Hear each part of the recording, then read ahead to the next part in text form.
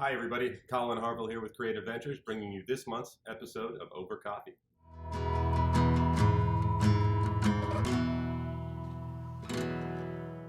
So in this month's episode of Over Coffee, I want to focus on a chapter from our book, The 21 Secrets of $1 Million Sellers, called Charm the Gatekeepers.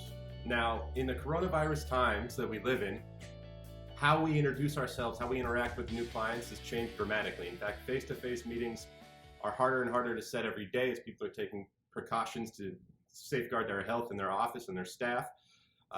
Old tactics to get in the door, kind of out the window. Not a lot of people stopping by with coffee and breakfast in the morning to try to meet complex managers or new clients. So what do? How do you penetrate a new business now that some of the old tactics are gone? Now, the other day I was having a conversation with a sales colleague of mine who completely bypasses the gatekeeper. In fact, there are dozens and dozens of strategies you can employ that just bypass the gatekeeper to get you right to the point of contact that you want to speak to. I see it, it works very well for him, but for me, it's not exactly my cup of tea. You see, I like building relationships from the ground up. I call it building an office of advocates on my behalf. This is where the chapter Charm the Gatekeepers comes into play.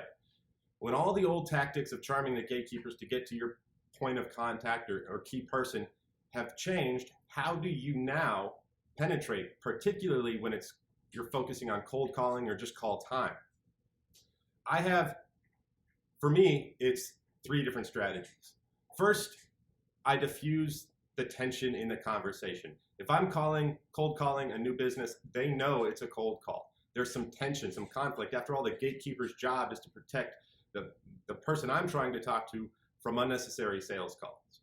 So I diffuse that situation by humanizing the other person. I'll commenting on normal things. Always focusing on the positive. If someone picks up the phone and their greeting is unique, I'll start off by saying, "Man, that's a great way to answer the phone."